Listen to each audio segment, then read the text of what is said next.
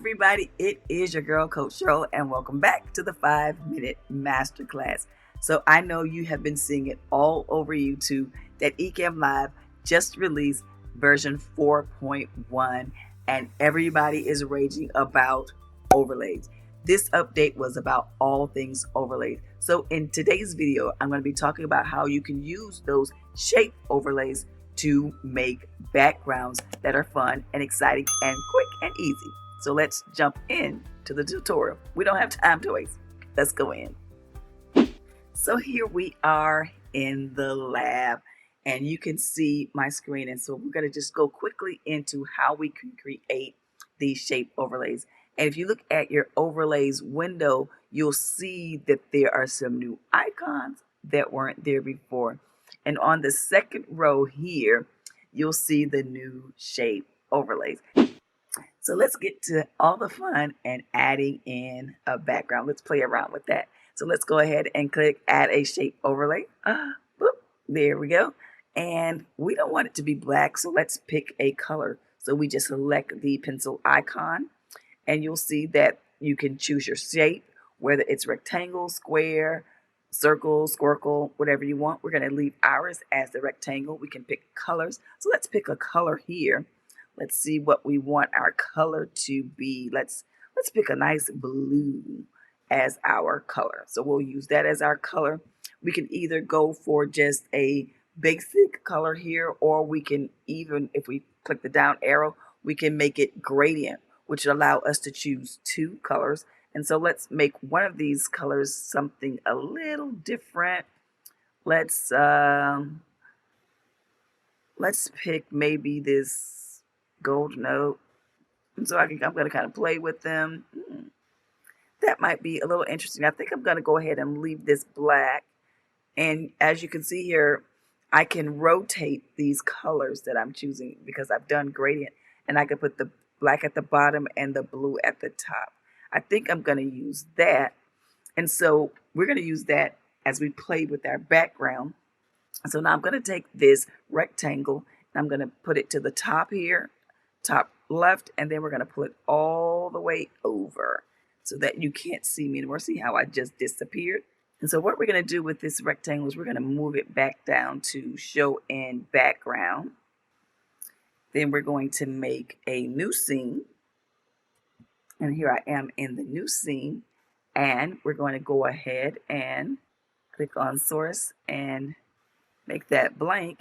And you'll see there is the background that we already had. So now let's jump and put in our camera. Let's make that camera overlay.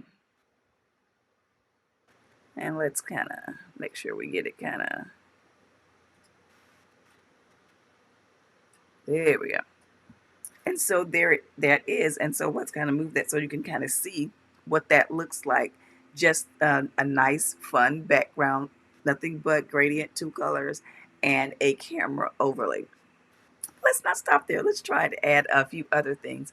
We can also see that in here, we can add a border to this.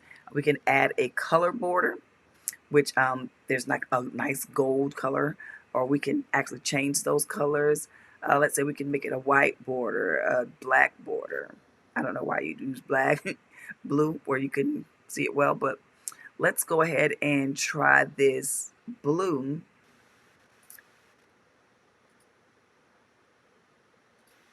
And you'll see what that looks like. It still adds dimension because you can see the blue more on the black border, but not so much on the top. But let's even do something even fancier. Let's hit a gradient border for that. And let's choose a different color. Let's choose this gold for it. And now you can see how that adds even more fun and more dimension, fun and dimension. But let's even go further than that. Let's check here and, okay, we don't want it to be that big, but there you'll see that you can actually change the size of that border width. You can make it big.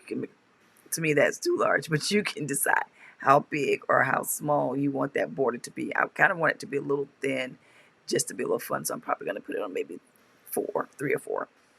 But let's make fun. Let's add some fun. Let's add some excitement, and let's do motion to it.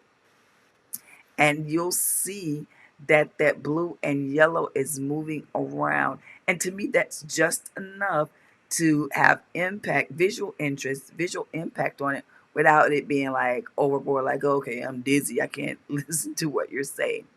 Now, because you can also do this with the actual background. And so let me show you that. Let's go into the settings for that.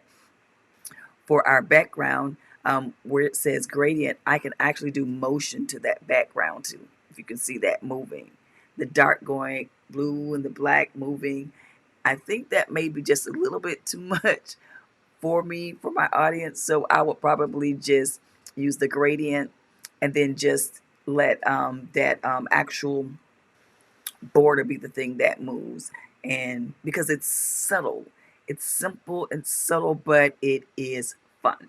So that's how you can play around with backgrounds. You can play around with how you drop in words. Next week, I'm going to be diving into how we can use shape overlays for countdown clocks. That will be really fun and add some excitement to your live stream. I hope you enjoyed that fun, quick tutorial, simple tutorial on how to use shape overlays to make backgrounds for your live stream. Just simple but fun backgrounds for your live stream, just to up the ante a little bit and add a little fun. Again, on next week, we'll be talking about how to do fun countdown timers using shape overlays. So I will see you on next week.